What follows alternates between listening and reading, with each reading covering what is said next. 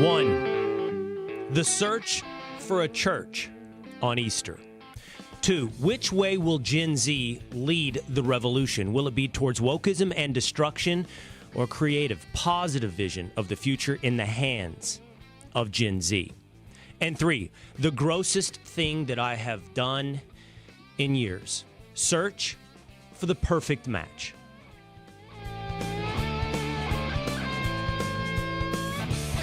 It is the Will Cain Show, streaming live at foxnews.com, on the Fox News YouTube channel, the Fox News Facebook page, and always on demand in audio format wherever you get your audio entertainment. Just hit subscribe at Spotify or Apple or at Fox News Podcast. And you, of course, watch the Will Cain Show in entirety or with exclusive interviews anytime you like on YouTube by hitting subscribe to the video description beneath this live stream. Just expand the text description. You'll see a button to subscribe to the Will Cain Show, where you can get past interviews with Jesse Waters on the Rules for Men, Dave Portnoy, Stephen A. Smith, Tony Robbins, Jordan Peterson, or you can watch shorts of the Will Cain Show. We have a big episode coming up today with the hosts of TRIGGERnometry, one of the most popular podcasts across audio format and on YouTube, to talk about the future of Gen Z. But could Joe Biden have really named Easter as Trans Visibility Day? That's the kind of question we pondered over the weekend. For me, on a weekend of highs and lows, a yin and a yang, complete trash, as I binge-watched Perfect Match on Netflix. But I also sat in a sanctuary for one of the first times in years and pondered the meaning of life and pondered God. And in fact, I want to take a personal walk with you as we talk about sitting in one of the most beautiful sanctuaries I've ever seen, three-sided floor-to-ceiling stained glass in Dallas, Texas, as we search for a church. Story number 1. I have been fairly open with you over our relationship about my gravitational pull, my evolution in my relationship with God. I grew up in the church. I grew up in Sunday school. I grew up in the back pew as my mom taught the class of mentally and physically handicapped Samaritans at the United Methodist Church in Sherman, Texas. I grew up a Methodist. It was youth group. It was several times a week. That was a part of my community. On the other hand, my wife grew up an Episcopal. More, I think she would admit, a Christmas and Easter Christian. But I think somewhere along in my 20s, I probably gravitated too much towards intellectualism. I lost humility. I began to think everything in the world could be answered through reason and logic. I like to think with age has come wisdom, and with wisdom has come humility, has come the ability to look beyond simply what I can rationalize. I also work on the weekends. I host Fox and Friends on Saturday and Sunday mornings. And I live in Texas and I travel to New York. So as much as spiritually through reading and prayer, my relationship has been rekindled with God. My time spent in a church has not been something to be proud of, not something that I have devoted, invested time in a church. I was off this weekend, and it was Easter. And I've told you before that one of the things I'm most proud of is my sons both initiating their own baptism, them wanting to personalize their relationship with God. But we've never really found ourselves in a community. We haven't found our church. So this weekend, we began the process of kind of trying on different churches. You know, C.S. Lewis says you're not supposed to be a critic in church. You're not supposed to go and analyze the pastor and analyze the surroundings. You're not supposed to sit there and be a critic. But I also think that you need to find something that fits your vision, your style, your path to God. And it is it's fascinating that this comes from me, at least for me, in a greater context of the decline in religiosity, the decline in society's relationship with God. On Friday on Fox and Friends, we had Cardinal Timothy Dolan on the broadcast, and I said to him, you know, every study, Gallup, Pew, shows that Americans have declined in answering how important religion is to their life. From 30 years ago, 61% of Americans describing religion as very important, to today, 46% of Americans saying it's very important to their lives. I mean, if you go back to the 1950s and 60s, you'd see stats that say over 70% of Americans would say religion is very important. And I asked the Cardinal, I said, What's troubling about that is if you take a broader temperature of America, what you'll see in capitalistic terms is a market demand. I mean, people are depressed. People are lacking meaning. They're searching for purpose. But decreasingly, they're looking for the answer in God. Now, the Cardinal's answer to me was he thinks that we've seen the rise in the worship of self. We've seen the rise in narcissism. We do it through our phones. We do it into the mirror. You could even argue like many of the things that I pay attention to on a pretty regular basis, like self-improvement, physically, diet, is at least in no small part a form of narcissism. Whatever we stare at, whatever we look at becomes what we prioritize, and what we prioritize becomes what we worship. If we're always staring into the mirror, then we develop a sense of worship of self. And so we decreasingly turn to God. It's clear. That's what's happening in America.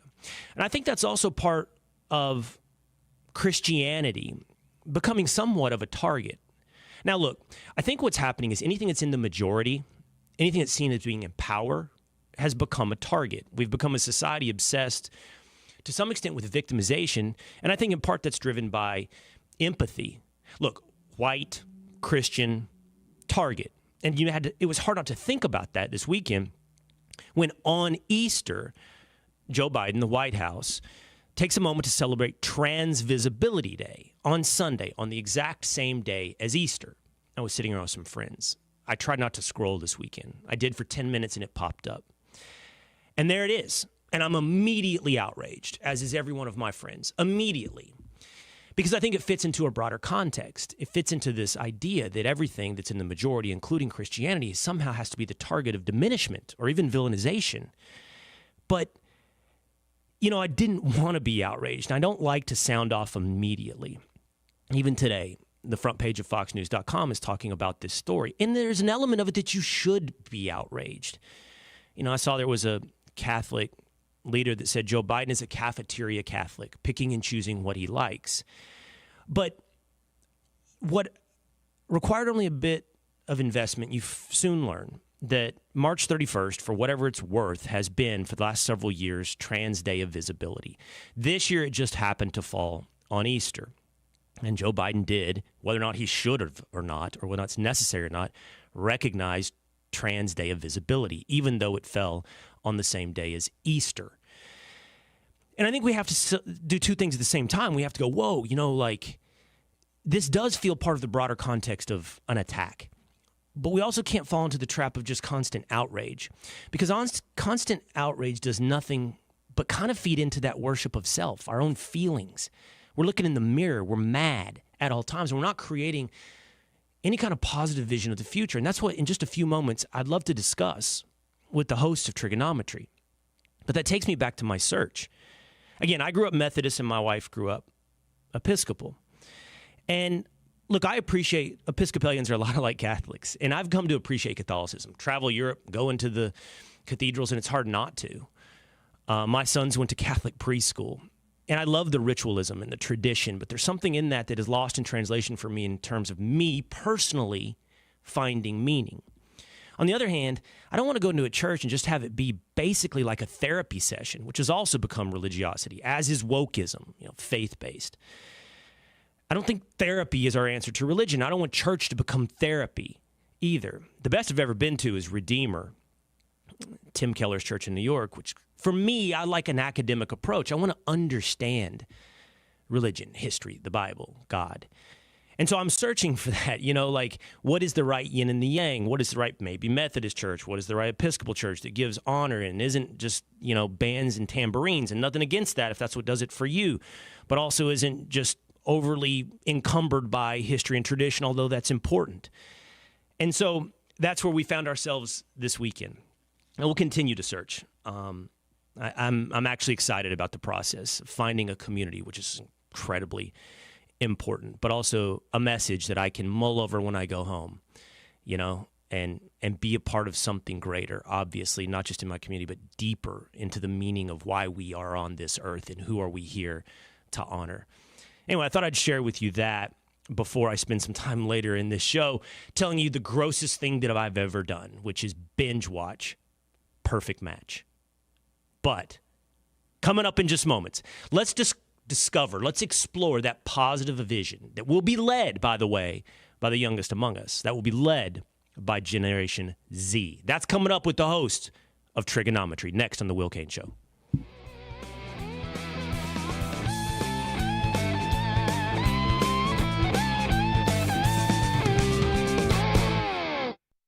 Kudlow on Fox Business is now on the go for podcast fans. Download the Kudlow Show podcast every weekday at foxbusinesspodcasts.com. Kudlow covers the latest headlines and business trends with an emphasis on the financial impact facing households and businesses across the country. Listen to interviews with key business newsmakers. The Kudlow podcast will be available on the go after the show every weekday at foxbusinesspodcasts.com or wherever you download your favorite podcasts. Exclusively on Fox Nation. It's time. The evidence that's come out is very compelling. For justice. The only thing worse than being accused of a crime is knowing you're guilty. For vengeance. They were as unlikable a pair of defendants as you'll ever see. None of you guys are 21, right? For I am not drinking a little. really bad decisions. I'm drinking a lot. It's time for crime. Only on Fox Nation. All part of Fox Justice. Sign up now and get your first year of Fox Nation for $29.99. America is streaming. From the Fox News Podcasts Network. Listen to the all-new Bret Baier podcast featuring Common Ground, talking to lawmakers weekly from opposite sides of the political spectrum about the issues of the day and how Americans can find common ground in a politicized world. That's just not happening on Capitol Hill. It takes leadership, right? Yeah, it absolutely does. Along with all your Bret Baier favorites like the campaign, the candidates, the all-star panel, and much more. Available now at foxnewspodcasts.com or wherever you get your podcasts.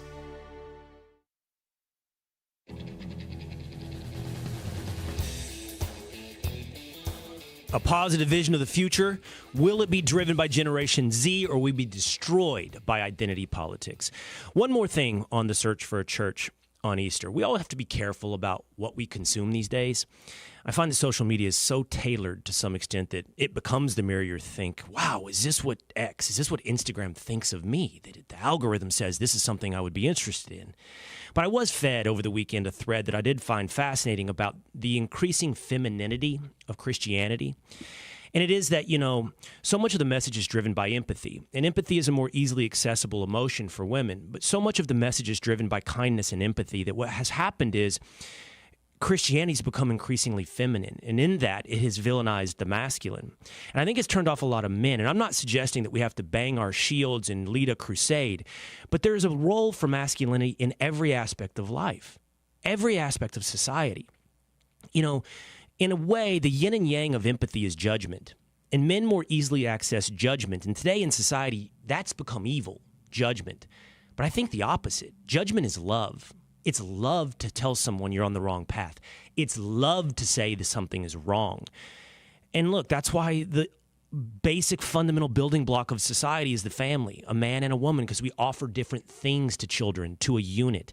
It's the same thing in society, and I would argue the same thing in religion, that we need masculinity in our Christianity. It is the Will Cain Show, streaming live at foxnews.com, on the Fox News YouTube channel, the Fox News Facebook page.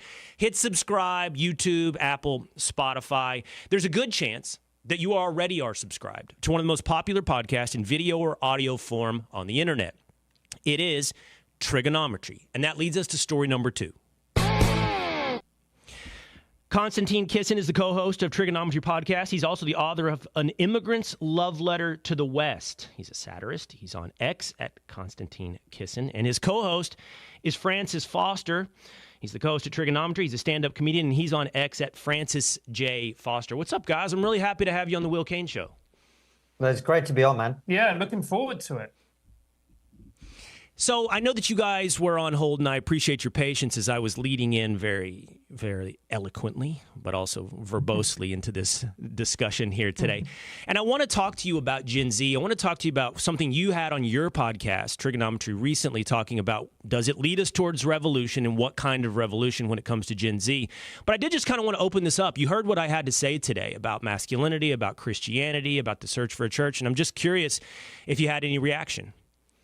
Well, the first thing that really stood out for me, and I'm glad we were on hold because we got a chance to see some of the things you were talking about, which I think are really profound and are the right questions that people are going to be asking going into the future. I mean, the most obvious thing to pick up in terms of what you were saying is the state of the world now is we used to have thicker skins than we do now on all sides of the spectrum. And so what happens now is like our skin is melted off. And the moment anyone brushes past us, we immediately assume it was some hostile act because we kind of experience it as much more painful. So this thing that happened with the Biden White House press release, it just points to something which is, you know, and I've said this for a long time, the danger is the danger of wokeness and all of this stuff is not only wokeness itself, but also the reaction it's going to cause. And I think we're starting to see that now because we react excessively to things as well quite regularly now because we've been staring into that abyss for so long. And it's worth bearing in mind as well that we talk about Gen Z and we blame them and we point the finger at them. But actually, who is to blame for the fact that Gen Z have turned out the way they are? Is it actually Gen Z? Or is it actually us who have inculcated those values in them, who have brought up this generation who see the world in this way? And the reality is, it's far easier to point the finger at Gen Z than actually to look at our generation and previous generations and think to ourselves, actually, we failed them, because in many ways we have.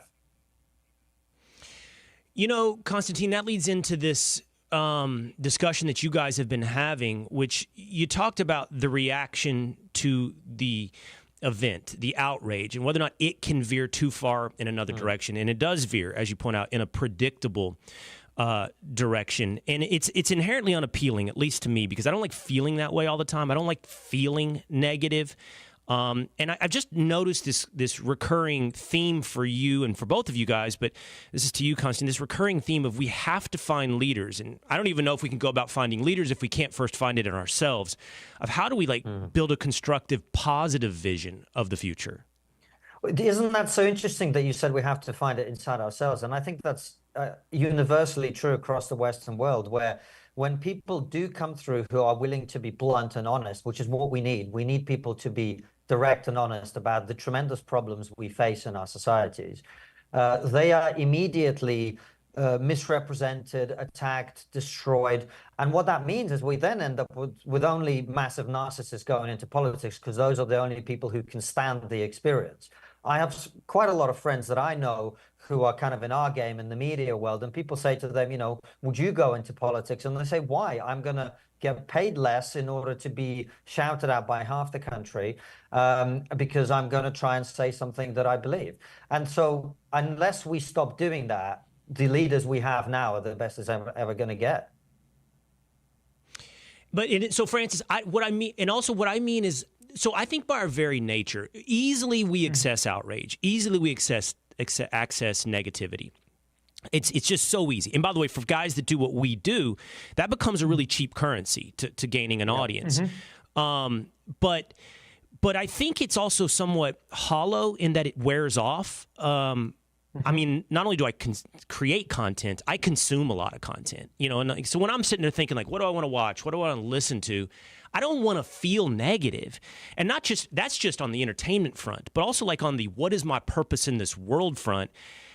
There's just the reaction to woke-ism, okay, which is an ideology of destruction. It's inherently what it's about. It's destroying the past. Now, I'll give them, in an attempt to try to understand, that maybe they have a utopic aspiration of the future.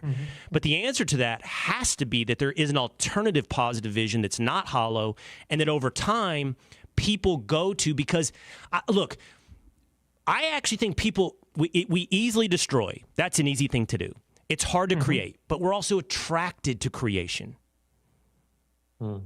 Yeah, and one thing as well that I think that we don't talk about when we talk about destruction is the high people get from destruction. Not only is it easy, but it's also, you feel justified in your destruction. You get a visceral thrill from destroying something. How easy is it to tear down a statue, throw it in a river, and all of a sudden you feel like a revolutionary? It's actually far more difficult than going to art college, learning how to become a sculptor, then dedicating your life to becoming a sculptor, and then at one point in your career being able to create a life-size and lifelike statue. That can take a lifetime of learning, whilst tearing a statue down, throwing it in a river, feeling like a hero can take a matter of hours. So the reality is, I think more and more is that we've been encouraged to think in the short term, whether it's as content providers, creating content which can create outrage and then go viral. But actually, when you look at the substance, there's not much there. Or on the other side of it, tearing that statue down and throwing it in the river.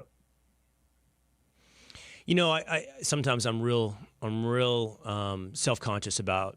I mean, I love this kind of conversation. I don't want to veer away from it. I'm also like, well, does the audience think this is too in the clouds, 30,000 feet? It's too esoteric. It's too abstract all the times. But like, I watched a speech from you, Konstantin, where you're talking about it specifically applicable to what's happening. Like you said, the housing crisis. You talk about the housing crisis among young people, right? And you said you can't expect young people to not want to turn over the game board and be a revolutionary if they can't access the basic fundamentals of building a life, which you talk about is like buying a house, building a family inside of a house. Like, it's not just 30,000 feet we're talking about here. It's like, you better give young people a positive answer or they're just going to gravitate to destruction because what exists doesn't offer them a solution. Right. And think about, you know, the great promise, I think, of our societies is that our children will do better than us. That is just not factually correct for the next generation that's coming. It's not going to be the case. And the reason is, if you think about what the American dream was in the 1960s, it was a house with a white picket fence, 2 or 3 kids, or with one person in the family having to work. Typically, the man goes into a fairly low-level job, working in a factory, driving a truck, whatever it is, and he can provide for his family. I was having a conversation with one of our guys here at the studio today, who's basically planning to do that. You know, he wants to get married, have children, have a place of his own, blah, blah, blah, blah, blah. And when we sat down and I was trying to help him map out his thoughts, we kind of realized that he's probably going to need to be a millionaire in order to be able to have that happen in a way that's comfortable living in London, where a 2-bedroom house is going to cost you £1 million in most of the capital. So if that's the reality you're facing, most people aren't going to be millionaires. That means they're not going to have the things that make people want to stay where they are. Like, once you've got a house and you've got a family and you've got kids and blah, blah, blah, you kind of want to keep things moderately good because you're worried about things going south. But if you've got nothing to lose, there's a whole range of things that are going to look very, very attractive to you that we would rather it didn't. You know what I mean? And also as well, I mean, it's a great point by Konstantin. Also as well, you factor in that these young people have seen governments elected into power and successively not deliver on their promises. This conservative government that we have has had 14 years in power and has done little to nothing to solve the housing crisis, even though they said they would, even though there were various promises made. And as a result of that, these young people are looking at democracy and going, why should I vote? Why should I participate in a democratic system, which, when you look at it, doesn't work, and it certainly doesn't work for me. So why should we have democracy? And once you get to that point, then we start entering a very worrying place. So let's go there for just a moment. That's the topic you recently had on Triggernometry. Mm-hmm. Like, which way do young people go? What happens with Gen Z? Francis, I think you were talking about, like, it seems like what's guaranteed is some form of revolution. The question is it that revolution of destruction that we're talking about, further leaning into wokeism, into identity politics, and disavowing ourselves of the past? Or is it one where there can be a positive vision, where they can be builders of something in the future? It's like one of two things is going to happen with Gen Z. And you were talking about, like, the split is there, by the way. But I think it's on a male-female, demographic line of which way those two groups are leaning. Yeah, I mean, the worrying thing is that you go, well, if the sexes are so split, and they can't agree on something as fundamental as about how to run a society, how to move forward, we've already got declining birth rates. If we're going to look at Gen Z, and they're not going to be able to buy property, and they can't even agree with somebody of the opposite sex, and they're diametrically opposed to them in every way, how are they going to have a relationship? Number one, they're not going to buy property. They're not going to have babies. the birth rate is going to plummet even further. What's going to actually happen to our society? We can't keep importing people and having mass migration, because what you're going to then see is obliteration of a culture. It's incredibly worrying. And the way to sum it up, Will, I think, is also to look at when we talk about that gender split, yes, the woke path is destructive, but what is on the other side of that? And on the other side of that, I think the best way to sum it up easily, like the male role model for guys my age, that's an elderly millennial, is Jordan Peterson in this kind of space. Mm-hmm. The role model for Gen Z is Andrew Tate. Now, that's a whole shift in energy and what you're bringing to the table, and whether you are constructive or destructive and all that. So, I think if you just look at that one little data point alone, it kind of tells you where the energy is moving, and we should be really concerned about that, which is why Francis and I have been advocating for a long time now, like, guys, we need to stop this and start thinking about how to bring people together. That isn't what's happening right now, I'm afraid. Because what you don't want in society is large groups of disenfranchised young men. Yeah. When you have large groups of disenfranchised young men, that's when things can get very nasty very quickly.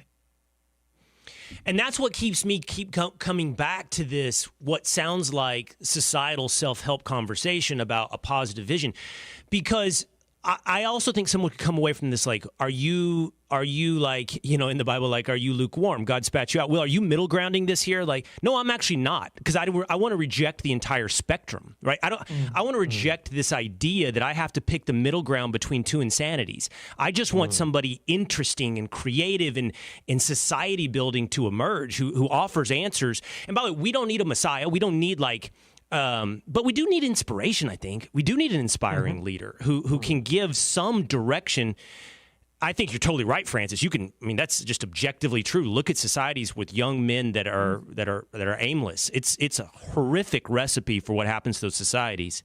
And by the way, I want to bring both of your personal experience in for a second. Konstantin, I know you've talked about your family, and I don't want to be like hyperbolic here, but we are talking about at least a rapidly approaching inflection point in Western societies. And I know that your family's history is that you've seen how fragile it all can be. I think we take for granted the present tense, and that the future is only like a bigger, better version of the present.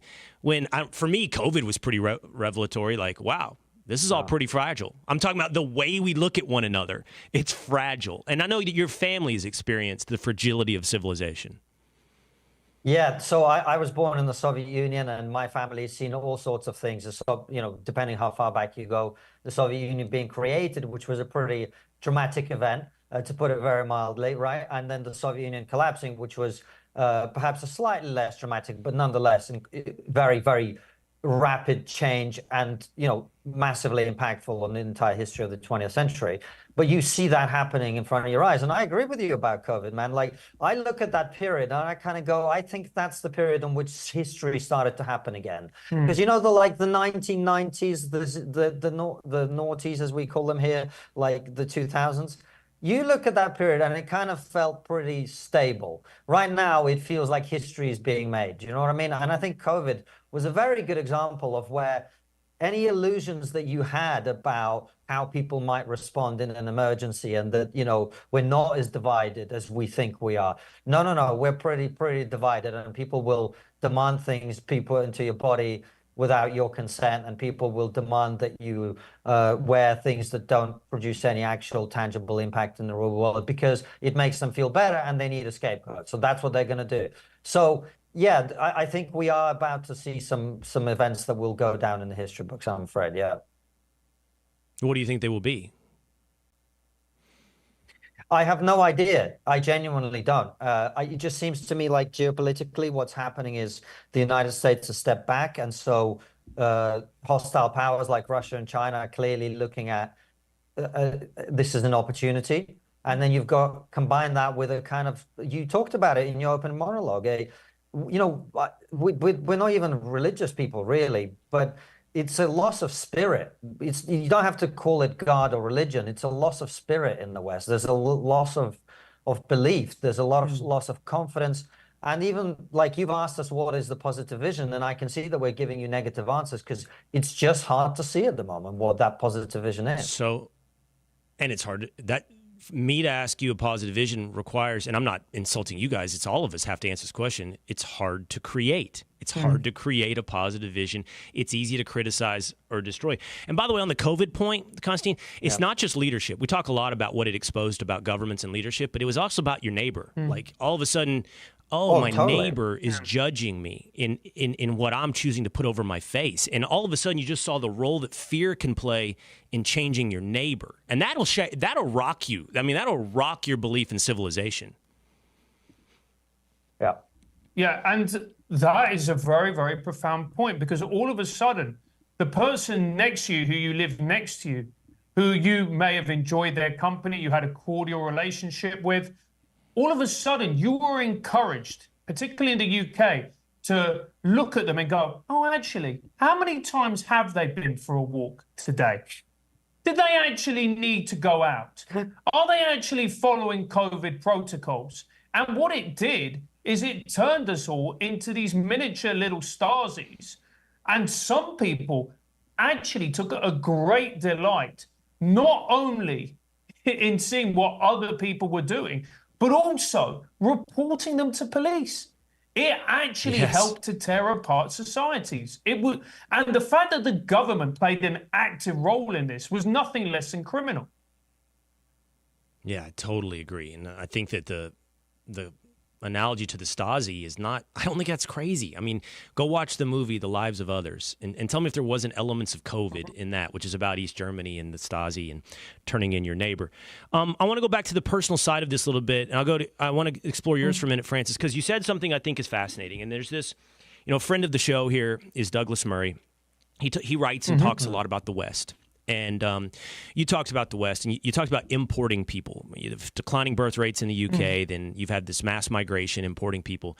And you made, I think, an important point that somehow gets turned into something controversial. And I'm just like, the only way this point that you made is controversial is if you believe in the inherent evil of our culture. You said the culture will be lost. Yours in the UK or us in the West at a greater extent, more geographically greater. And I think that's just, you have to acknowledge, like the proverbial you have to acknowledge that that's the case. Like, you have a culture. And by the way, it's been a very successful culture in progressing humanity. It is, I think, just to keep some themes intertwined in this conversation in my monologue, I do think it's inseparable from Christianity in the West, but it's also bigger than Christianity. And we are importing people who just simply aren't a part of that culture. But that's not all. Aren't interested in adopting the culture, which I think you guys see even more than we do. You see that in the UK. No interest in assimilation, no interest in reverence for the predominant culture. Well, I think one of the challenges that we face in this country is the levels of immigration that we have coming in. And you simply cannot absorb and have a cohesive society with this amount of people coming into the country. And you see how culture has been obliterated when you ask people what it means to be British, and particularly young people, and they'll just stare at you and they'll have no idea what it actually means to be British, why it's special, why being British is a good thing. And in fact, it's actually worse than that, because they feel shame for their culture. They feel shame for their country. And if that's the case, then how can you ask people to be proud to be from a particular place or want to defend it or believe in it if they don't feel pride? They feel the actual opposite of that, which is shame.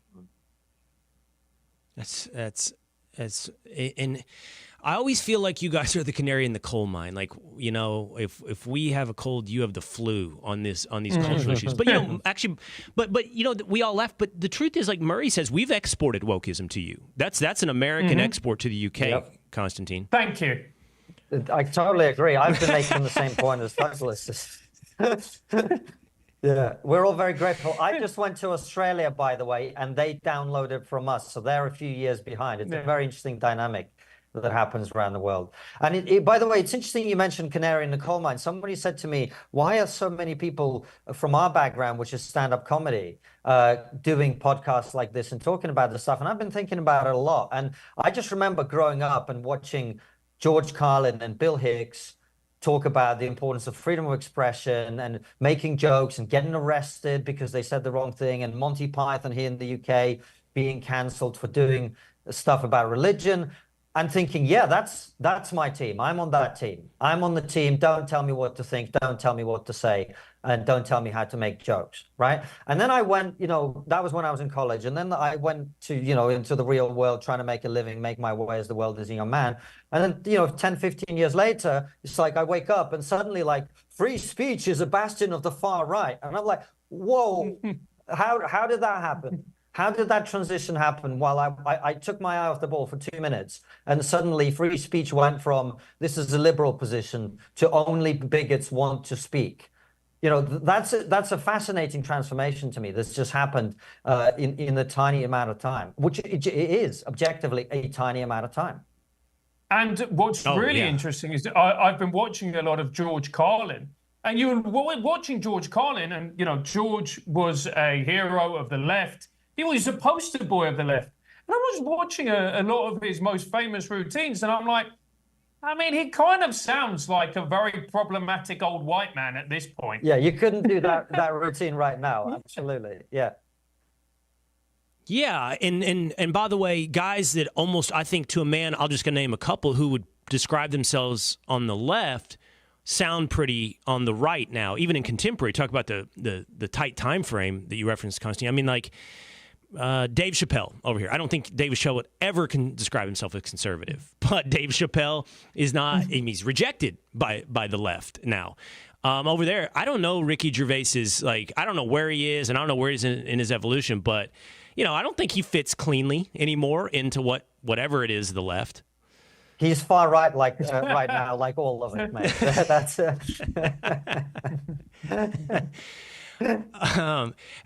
Hey, that the loss of free speech or the transformation of it becoming a right-wing thing, I think a lot about that, and I wonder, the answer to that, I think I kind of toy with two options, and one is that you can't really attach free speech celebration to any ideology. All it is it deep down everybody wants power. And everybody wants to yell, "Shut up!"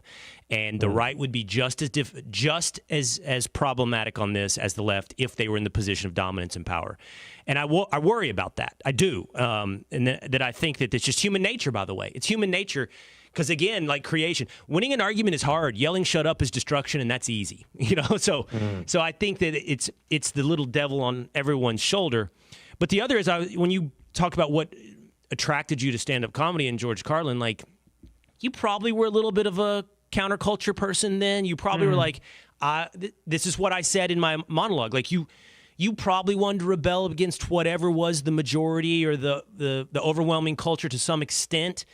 And it's just that now it's flipped, right? And the overwhelming culture is left and woke, and they don't need free speech. And so counterculturism is on the opposite side of where it was when you guys were in college. I'm going to guess. I don't know.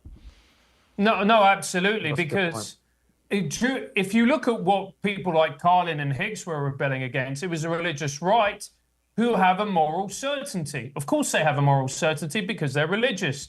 But if you look at the woke or the progressives, whatever you want to call them, they again have the same thing, which is this moral certainty. So the moment you start pushing back against that, the moment you start mocking them, they get outraged and angry because they say, and this is to quote what their words, they're on the right side of history. How dare you criticize? How dare you mock? That is wrong. You are immoral. And therefore, we are quite within our rights to destroy you because that is what you do with somebody who criticizes or goes against or blasphemes a religion. So a couple more things here before we go to here today on the Will Cain Show. So first of all, I want to thank you guys. I think you did an awesome job with Sam Harris. Like that, we played that here on the Will Cain Show. I think you really, in a well-done interview, had him exposed. And Sam Harris is a guy, and I don't know what you guys have to say about him, but at times I've thought, Sam Harris, noted atheist, intellectual thinker, hater of Donald Trump.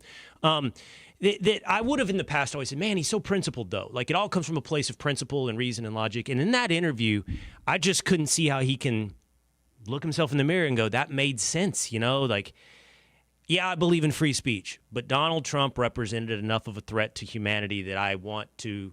The price of sacrificing free speech is low. That was great, and I think it really. I think it said more. It said something about more than Sam Harris. Back to what I was talking about a minute ago. Everybody wants to yell "shut up" in the end, and Sam Harris isn't above anyone else when it comes to his inner demons. Well, I have to say, and we always make this point of when we talk about this issue, we like Sam. We had a great conversation, and we don't go out ever to expose people. That's not what we do. We are trying to have a conversation. I was very interested in hearing what he said. And by the way, look, my disagreement with Sam on this is, I think, and our disagreement is that he thinks certain things were much, much, much, much more of a threat than I think. And therefore, the lengths to which I'm prepared to go are different. For him, he saw COVID as an existential threat. He saw Donald Trump as a, I think he called them sui generis, which means one of a kind. He's a one of a kind threat to America. Well, like, this is the point I always make about the progressive left is like, they don't mean that when they call people Nazis, they don't mean it, because if the Nazis were coming to power, you would actually rise up against it. They don't, right? But what Sam, I think, has in his head is like Donald Trump is that bad that you have to, quote, rise up against it. And therefore, what may be justified in one situation may not be in another. I really disagree with that. But my thing with Sam was I didn't like the way people jumped on him, because for me, Sam is someone who has a body of work, and he's been a really influential thinker and a powerful thinker for a long time. I don't agree with him on a couple of things now, but we had Sam on the show after that, and we had a great conversation about something else. So we try not to overreact to people's one-off comments. Well, I don't think it's one-off, by the way, because he's kind of had it on other conversations and other podcasts and continues to stand by this position. And I don't think you should have to apologize. I appreciate that you're friendly with Sam and that you continue to have these interesting conversations. And I didn't mean to suggest you were in some CNN gotcha type moments. You weren't. And that's why I applaud you guys in the conversation that you had. You shouldn't have to apologize, though, for exposing is the word that I chose to use, right? That's what a good interview does, is it peels back layers and finds the way people think. And you did that. And I do think, I don't know Sam, but I've appreciated his work throughout time. But I think that was I think that revealed a lot about where his mind is and the extent to which you're faithful to your principles given current circumstances. And that's the whole thing about a principle. It's not a principle if it's only applicable in 90% of the occasions. And so I would love you to do the same thing with Mark Cuban. I don't know if you have a good relationship with Mark. I've tried, but Mark doesn't want to come on. I don't know. Have you guys seen Mark lately where he's like, okay, can we just all agree that the E in DEI shouldn't mean equality of outcome? It should mean equality of opportunities. And I'm like, Mark, it's not a semantic game. We're not playing propaganda here. That's not a bug of DEI. That's the feature of DEI. Well, I think, what we always try and do with our show is have good faith conversations. And we would love to have Mark Cuban on just as much as we would like to have people on from the right, the center, the left, the progressive left. Because it's only by sitting down, looking the other person in the eye, having a good faith conversation, can you actually hope to move forward. Because it's only by exposing and testing your ideas, do you actually realize and understand if your ideas are actually good ones. We all think dumb things. We all think stupid things. We all have ignorance. We are all fallible. We are all human. And what's really important is we actually sit down and converse and share, because it's only by that can we learn. And the problem where we have with our society is we're placed in these echo chambers.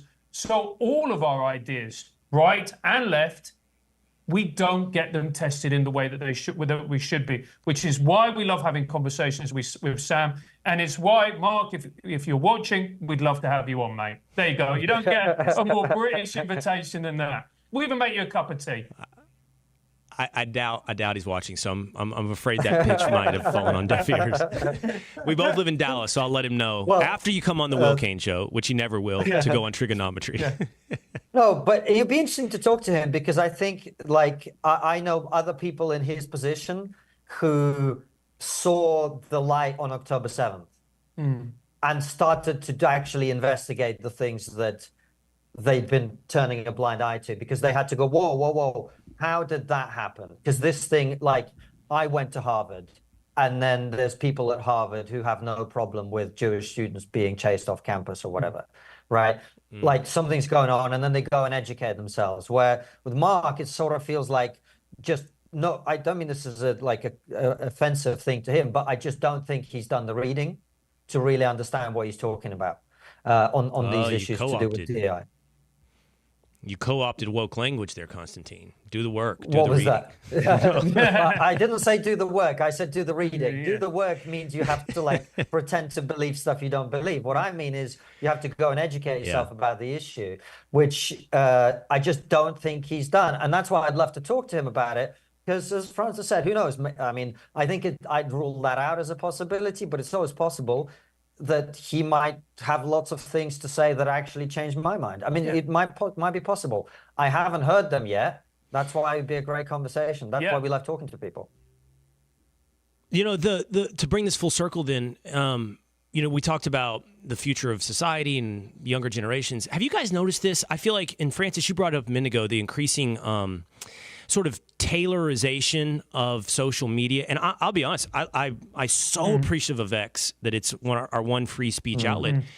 But I do feel like it is through the algorithm, maybe through For You, like it's not two realities we live in anymore. It's not a left and a right or a woke and a conservative idea. And it's hundreds, it's thousands. And it kind of like I feel like my experience is it pours you deeper down in the rabbit hole of all of these subcultures that maybe this speaks to the future of young men. Maybe it speaks to the future of what happens if we fracture off into revolution. But I don't know. I just feel like increasingly, and its currency is outrage, by the way, it's not two realities. It's not CNN and Fox. It's hundreds of realities we're all living in. Well, this is the challenge. And as well, language is changing in front of our eyes. So the words racist no longer mean what they used to, and people have commented on that. And obviously that's very worrying. But then how can you have a conversation with someone who you disagree with if the language that you use and the words that you use have completely different meanings? You're never going to be able to agree if you're basically talking a different language. And that's very worrying as well when someone goes, well, I think this person is a fascist. Or why do you think they're a fascist? And they may say something to you and you go, well, that has nothing to do with the political ideology of fascism. You're simply saying that you find this person highly disagreeable and obnoxious, and that might be true, but that doesn't mean they're a fascist. And they say, no, that is my version. That's what I believe fascism to be. And you just end up sitting there and you're going, have I gone insane? And if that's true, then how can we talk about anything? Yeah.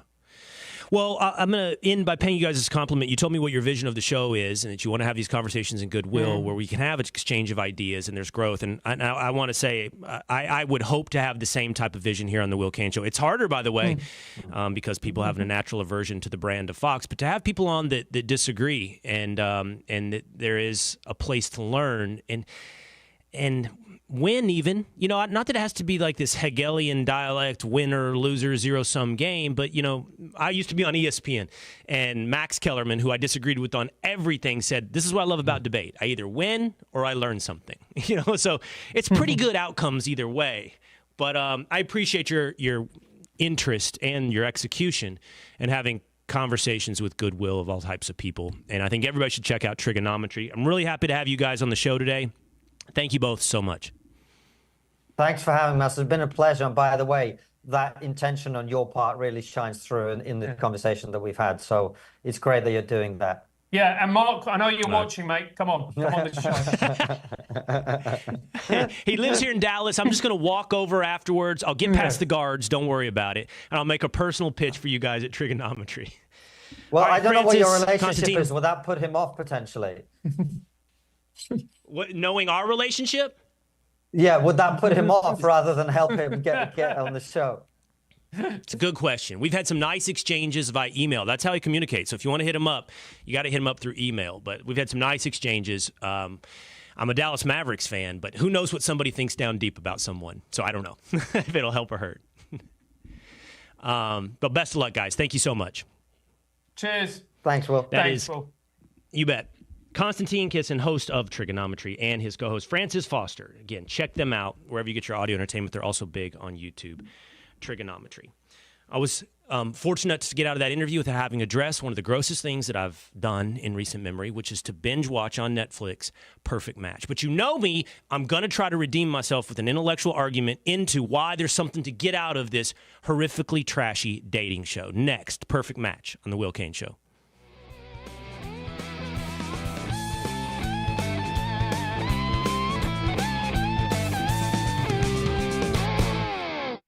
Stay on top of the latest forecast with America's Weather Team in the palm of your hands. Here's the latest from America's Weather Center. It's Fox weather updates throughout your busy day, every day. 5 inches of rain by tomorrow. Temperatures being 30 degrees above average. Put the power of over 100 meteorologists and the worldwide resources of Fox in your hands with the Fox Weather Podcast. Precise, personal, powerful. Subscribe and listen now at foxnewspodcasts.com.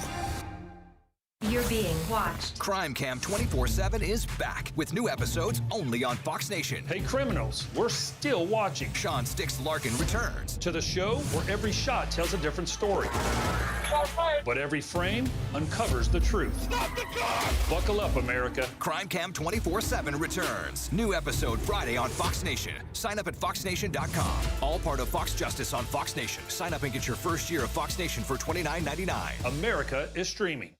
Stay on top of the latest forecast with America's Weather Team in the palm of your hands. Here's the latest from America's Weather Center. It's Fox weather updates throughout your busy day, every day. 5 inches of rain by tomorrow. Temperatures being 30 degrees above average. Put the power of over 100 meteorologists and the worldwide resources of Fox in your hands with the Fox Weather Podcast. Precise, personal, powerful. Subscribe and listen now at foxnewspodcasts.com.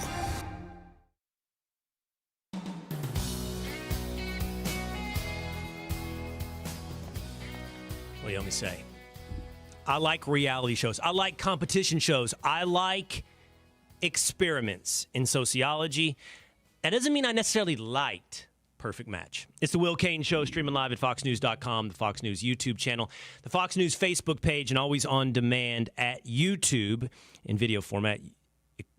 Shorts, exclusive interviews, entire episodes in case you missed an episode of the Will Cain Show, or subscribe in audio format at Apple or on Spotify. I've owned it. Look, I'm into Love is Blind. I like it, okay? And it's not because I like dating shows. Love is Blind, the Netflix dating show, is an experiment where they take couples who do not get to see each other, and they're in pods, and there's a wall between them, and they can communicate, quote-unquote, date, only through getting to know each other. Shockingly, they propose to each other in about 2 weeks time frame, and then they get to see each other physically. And then they take them out into the wild on a honeymoon. Then they put them into their hometowns. They live together. Then they meet their families. And you see the levels at which some people can be totally in love. And I do take it somewhat sincerely, even though it's a reality show. And then as you introduce the other elements that we all have immediately in relationships, how it either doesn't matter or tears down the emotional connection they create in the initial stages of Love is Blind. And I like it. I can't tell it. I mean, I like it, all right? And I have a theory as to why, and I'm going to talk about that more. But Netflix has a spin-off series called Perfect Match, okay? And I knew some of the characters, and I thought, I'm going to watch Perfect Match. I'm going to do it. I'm going to do this. Now, Perfect Match is like Love is Blind, but trashier. Like, it's all about hookup culture, and they ostensibly want to find their perfect match and fall in love. But every night, the quick experiment is they put these couples, 5 guys, 5 girls, not coupled up, into a house, and every night you have to couple up. Or not every night, but every couple of nights you have to couple up. And if you're left without a match, then you're out of the house. But the trick is every couple of days they introduce 2 new people. Sometimes it's 2 dudes, and then alternatively, it's 2 women. So you can mix it up. If you don't like your match, you can pick a new match, right? And then somebody else is left out. And so it becomes like Survivor in a way of, strategy somewhat. It's a little bit like musical chairs, but it's garbage. Let's be real. It's not pornography, but there's a lot of bikinis and revealing behavior, and it's hookup culture. But I did it. I binged Perfect Match. And on Friday, I got in an airplane from New York back to Dallas. By the way, on the jet bridge, walking down, I met Stephon Gilmore. Stephon Gilmore, cornerback for the Dallas Cowboys. I recognized Stephon. He knew who I was. We said hi. We talked. Incredibly nice dude. We discussed, hey, man, why haven't the Cowboys re-signed you? I'm not going to give you his answers and what's his future hold. But I can just say, Gilmore is awesome. But Gilmore sat right behind me, caddy corner. So the point is, Stephon could see right through the crack in the two seats in front of him, which would have been a direct shot of my iPad. I sit down. The lady next to me recognizes me. Big fan, Fox and Friends. Definitely watches. Definitely knows things. Okay, so I'm in a predicament. The point isn't, hey, look how many people know who I am. The point is I'm in a predicament, okay? And it was compounded by the fact that then the stewardess revealed herself to be a fan. Okay, so, flight attendant. Revealed herself to be a fan. Okay, so now the point is I'm triangulated on people watching, capable of seeing my iPad. And I want to binge, some Perfect Match and get this show over with. But I can't position myself in a way where somebody is not going to see what I'm watching. Again, which is not as bad as pornography, but let's be real, does not reflect on me well. And so ultimately I didn't just go, well, I'm not going to watch Perfect Match. No, because I'm going to be me and let the chips fall where they may. But I did turn it and angle it, my arm, and in such a way that I hoped Stephon and my co-passenger wouldn't see it. And I just said, okay, let the flight attendant think what she thinks. And man, I just slammed through some episodes of Perfect Match. And I thought about this. I told my wife, I told my friends, I was like, what would this be? Because again, it's not like I'm watching porn. But I'm also not watching like Brett Baer at 6 p.m. So what am I doing? And the best analogy I could come up with was it would be like if I got on the plane and I reached down into my backpack as the plane takes off and everybody around me, we're talking, and I reach into my backpack and I pull out a full-on box, a carton of Twinkies.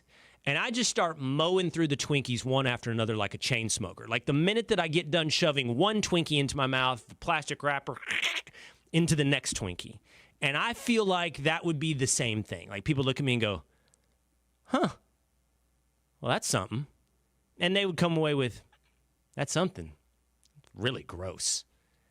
That was gross, Will. You just watched 3 episodes of Perfect Match. And I'd have to say, yes, but these Twinkies are good. And hopefully then they'd be like, well, it's an interesting quirk. There's just no... Okay, let me do my best to try to redeem myself. Here's why I like these kind of shows from time to time. It's not about dating and love. I don't like The Bachelor. In fact, I've never watched The Bachelor. Maybe I would. But I like Survivor. I like Survivor from day one. I like the sociological experiment that is Survivor. I like people in tribes strategizing, conniving, lying. I like to see who lies and how well they lie. You guys know I like to play the game Mafia, the parlor game with family. Every holiday we do that, and I love it. I love playing Mafia. If you know what that is, I think some people call it werewolf. There might be another name. It's kind of like, role play and who's the mafia, and you have to lie and you have to out them. I just like seeing how people operate and how they persuade and how they think and how they interact. And I love Survivor because of that. And that's what I like about Love is Blind. And I got to thinking, maybe in an attempt to redeem myself, there's a couple of other social experiments like that I'd like to see turned into reality shows. First of all, there's a great one that's been turned into a game show. We just had Konstantin Kisin and Francis Foster on the show from the TRIGGERnometry Podcast. They're Brits. They did it. They do this more in Britain. They're good at this and making it somewhat intellectual. There was a show called, I think it's called Golden Balls, and it's basically the prisoner's dilemma.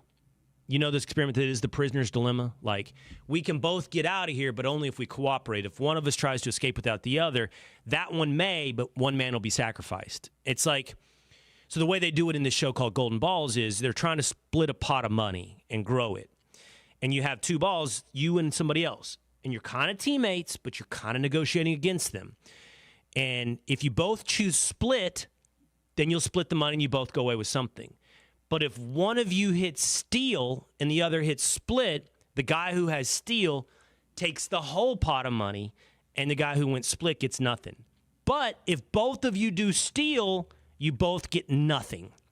So you're sitting there talking, persuading, trying to understand each other, and taking a gamble on how you will both act inside of the prisoner's dilemma. I love that. So I was like, what can we turn? Because I do like the reality show, and let's be real, I do like some trashiness to it. So I was going to, here's a couple of ideas. Okay, you know the Stanford prison experiment, right? They took Stanford college students, they put half of them inside of a prison, and half of them they made guards, and they see how they would adapt and how they would conform their roles, and some of them would become sadistic. I mean, I don't know, I think they've done that, but, get a good trashy Netflix producer in there and make that entertaining and fun. That would be interesting. And I found two others. How about the Asch conformity study of 1951? The Polish-American social psychologist, whether an individual would conform to a group's decision even if he knew it was incorrect. They selected 50 male college students to participate in a vision test. Individuals would have to determine which line on a card was longer.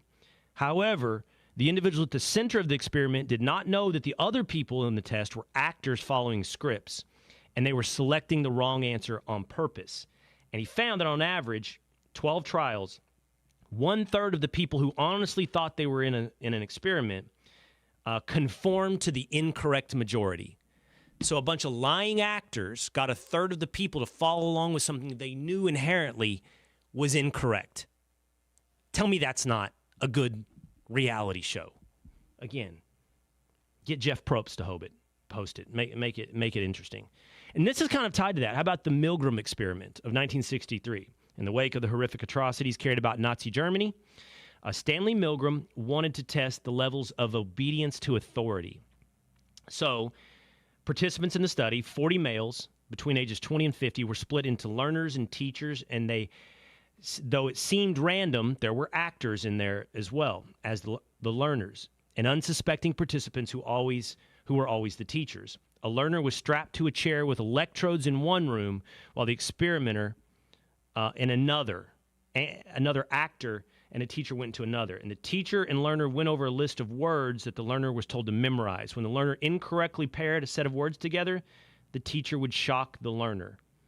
So the teacher believed the shocks ranged from mild to almost life-threatening.